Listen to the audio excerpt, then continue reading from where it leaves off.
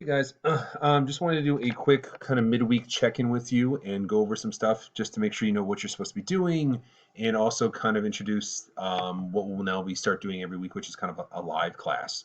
All right, so real quick, let's just make sure we understand the work in front of us. There's three parts to it. The first part is pretty straightforward.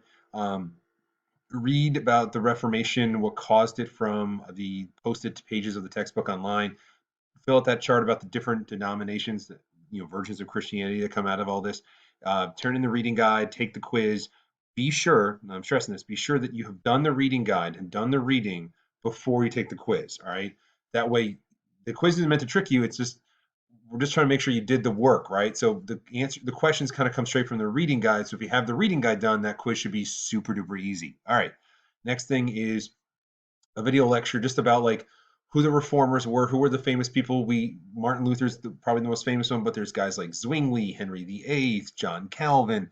And here's the thing, like all these different versions of Christianity exist, all those different churches you see driving around Charlotte, they all were started by somebody, and these are some of the people who helped start and create a lot of the churches that we now see laying around. All right, and then the last part is the Counter Reformation. That's three parts. It's a little more complicated, I understand. But it's kind of like this is the church's response. These are the three things they do to try to stop the spread of the Reformation and give the church more power. All right, so that's just kind of what you should be working on. Now, what I'm also going to want to talk to you guys about is this. All right, my face up here. Cool. All right, so um, one of the things that we as teachers we have time to do during the day is live classes. I have asked you guys about it. It was about 50-50, but who was interested, who was not. And so what I think it might be beneficial is to start doing at least one a week. And here's what I'm thinking. Thursdays at noon. All right. I don't know if you know this or not, but each of your teachers is given kind of like we're supposed to follow a schedule of when we can ask you to come to a live class. And so ours, because we're fourth block, is noon to 12:45. And so I don't want to do one every day. That's unfair to you. No one's got the time. I don't have the time for that either, to be perfectly honest. So basically, here's what the thought is for this video or the live class, right? One, it will be a chance for me to just kind of make contact with you, see how you're doing. Listen, I can see it, what's happening, guys. The first couple weeks we were kind of engaged, but then I'm seeing this kind of downward trend. And I think a large part of it is that one, you kind of miss contact. Like it is really hard to take classes online on your own. It really, really is. Because there's no one there kind of pushing you. It's just you trying to do the work.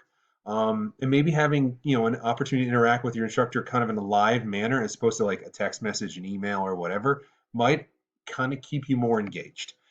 The other thing is this. So I've been going through stuff that's got turned in, and I've reached out to a couple people about it because things were missing, things weren't done, only half done or partly done. And so kind of what I'm getting back is I wasn't sure, I was confused. And that's legit. Some of the things we asked you to do, like that art breakdown thing, real talk, like that probably wasn't something we should have had you do at home without what's walking you through it. It's probably really confusing. So I can see why a bunch of you didn't turn that in, or most of you didn't turn it in. But here's the thing, like I think that if we had a live class kind of halfway through the week, I could kind of go over stuff, live interaction, give you feedback one on one, or not one on one, but like as a class. So it's you are getting answers and help, and it doesn't feel as daunting, right? I want you to be successful desperately. All right. I don't know what this end of the year is going to look like. I don't know what grading is going to be. So it's really in everyone's interest is to make sure that we're doing everything that we have in front of us.